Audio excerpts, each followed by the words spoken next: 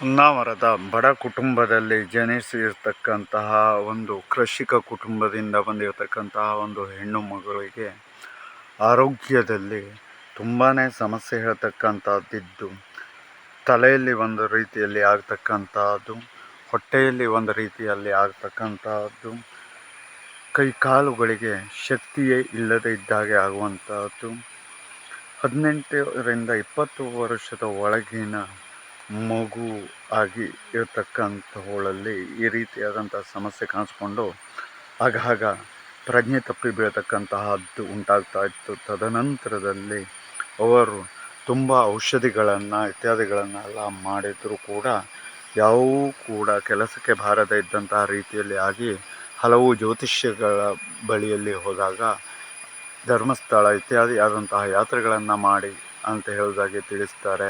ಅದನ್ನೂ ಕೂಡ ಮಾಡ್ತಾರೆ.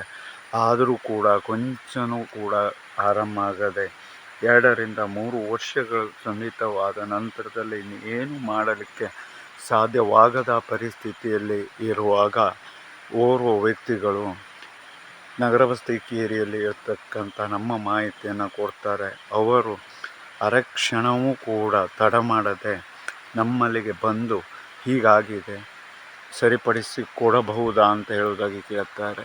ನಾವು ಅದಕ್ಕೆ ಹೀಗೆ ಮಾಡುವುದರಿಂದಾಗಿ ಸರಿಯಾಗತ್ತೆ ಅಂತ ಹೇಳುವಂತಹ ಒಂದು ಮಾರ್ಗವನ್ನು ತೋರಿಸ್ತೇವೆ. ಅವರು ತಕ್ಷಣಕ್ಕೆ ಅದನ್ನು ಮಾಡಿಸ್ಕೊಂಡು ಕೆಲವು ದಿವಸಗಳಲ್ಲಿ 4ರಿಂದ 8 ದಿವಸದಲ್ಲಿ ಆಕೆ ಆರೋಗ್ಯದಲ್ಲಿ ಚೇತರಿಕೆ ಕಂಡು ಬರುತ್ತೆ. ಮುಖಲಕ್ಷಣಗಳು ಬದಲಾವಣೆ ಆಗ್ತದೆ ಮತ್ತು ಜೊತೆಯಲ್ಲಿ ಈಗ 2ರಿಂದ 3 ತಿಂಗಳುಗಳು ಕಳೆದಿದೆ.